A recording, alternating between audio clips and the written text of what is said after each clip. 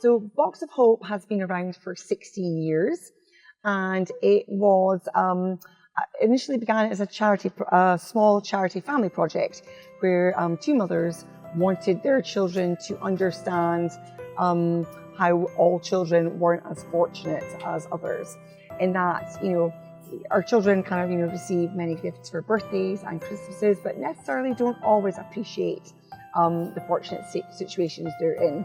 So they wanted basically children to understand and think about other children less fortunate than themselves. So what started as a really small kind of family project, giving Christmas gifts to other children, has grown now into a huge community-based project, and we have children supporting children in Hong Kong and Cambodia and Pakistan this year, and we're looking to support probably about 40,000 children this year with gifts. Most of our donated gifts come from Hong Kong school children. We work with both local and international schools, talking to them about child poverty and what it means to support other children. And our vision is very much set in we believe every child should have the opportunity and excitement of receiving a gift over the festive period.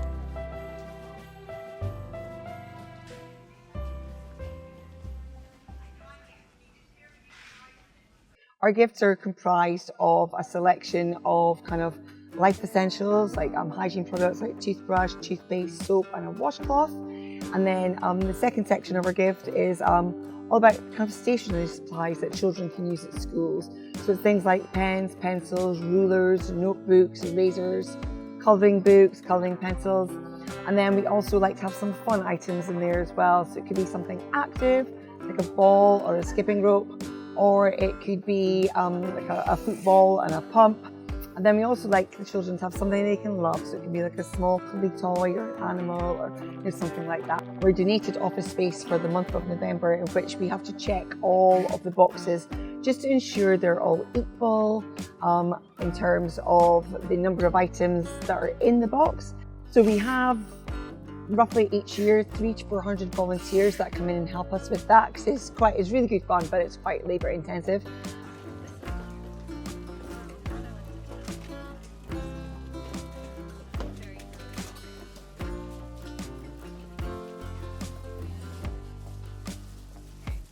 This box I actually saw this morning. It's amazing. To me, it looks like an artwork. I think definitely it's not just been done by the child, but it's been done by the parents as well, which I think is really a great thing to do, because clearly they had a lot of fun and a lot of joy putting this together.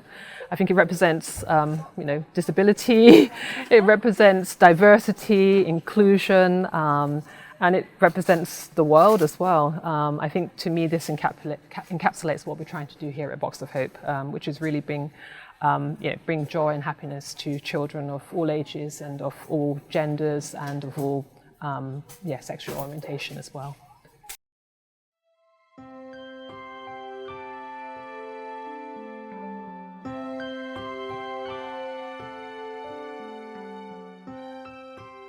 One charity last year, there was a young boy who's been about 6, opened his box and he kind of said, and we were all very worried because we weren't sure if this was a positive or a negative thing, but he pulled out a pencil case and he was about crying because he said, "This is my first ever pencil case." So for something that's quite kind of, regular to us, for him, he just felt, he was so happy and ecstatic to receive this pencil case. So this shows how everyday items can have a really big impact. I think people, ordinarily want to create a gift for a younger child, particularly girls in the 3 to age 6 bracket. I think it's probably easier. People maybe are just not sure about what to donate to teenagers. So we spoke to some of the charities that we work with here, saying, okay, we need to kind of improve what we do to support the teenagers that you work with. And it came back that they really wanted, they wanted deodorant, they wanted kind of hygiene products, they wanted deodorants, and the girls wanted sanitary pads, because they're expensive to buy, but they're life essentials. And they also wanted good quality stationery for school.